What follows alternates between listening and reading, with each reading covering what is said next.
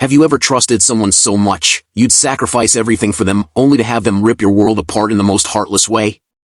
That's what happened to me, and it all started on Christmas Day, the day my father kicked me out, and I had nothing left to lose. My name's John, 28, and I'm just another guy trying to make ends meet in Chicago. I work a 9-to-5 job at a warehouse, delivering packages, hauling boxes, nothing glamorous. My life's routine: wake up, work, go home, that's it, simple, or at least, it used to be.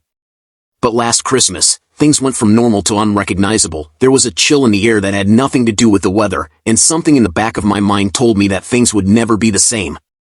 I've always done everything for my family. Every paycheck I earned, every extra hour I worked, it all went into helping them. My dad, he used to be the man I looked up to. I thought family meant something to him. I thought I meant something to him. But as the years went on, my dad's pride started to consume him. He became the kind of man who believed the world owed him something, especially me. It didn't matter how much I gave, it was never enough.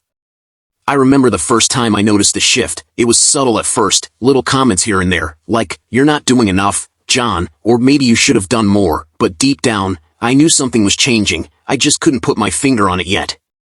It was Christmas Day, and I had just finished a shift. I was exhausted, but I thought we'd have a nice family dinner, maybe even exchange some gifts. But when I walked in, there was no warmth in the air, just a coldness that hit me like a brick. Dad didn't even look up from his chair.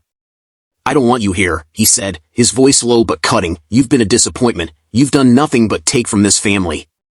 I froze in the doorway, my body shaking. The air around me felt like ice, but it wasn't the winter cold. It was something deeper. I couldn't speak. The weight of his words, of his rejection, hit harder than any physical blow ever could. In that moment, everything I had ever done, every sacrifice, every hour I spent away from my own life, meant nothing. I was nothing to him, and for the first time in years, I felt completely alone. I didn't scream. I didn't beg him to take it back. Instead, I made a decision. I stopped picking up the phone. I didn't send another penny. I didn't even look back. It felt like a weight lifting off my shoulders, but also a part of me breaking. I spent the next few days in silence. I didn't even check my messages. I just sat there, calm, knowing that I was no longer bound by their expectations, and in a strange way, it felt like I was finally breathing for the first time in years.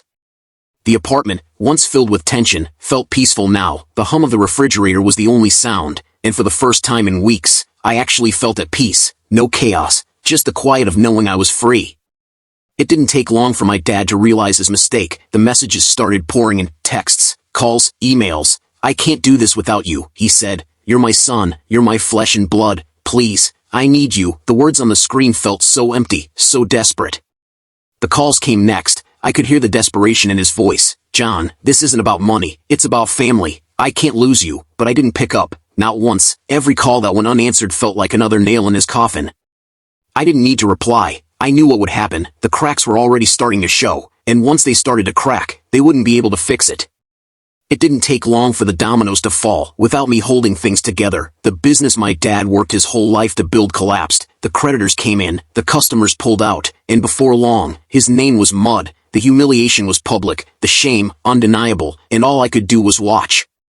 I could feel the weight of the stares from the crowd. People whispered, pointing fingers. Dad was there, standing at the center of it all, looking more broken than I'd ever seen him. The crowd's reaction was a mixture of pity and disdain, and I could almost hear their judgment, even from a distance. I stood in the background, far enough away to not be seen, but I saw it all. The weight of his fall was palpable, and I felt no sorrow, none. In the months that followed, everything fell apart for him. The business closed, the family scattered, and all those years of self-righteous pride meant nothing. No one came to his defense. He had burned every bridge.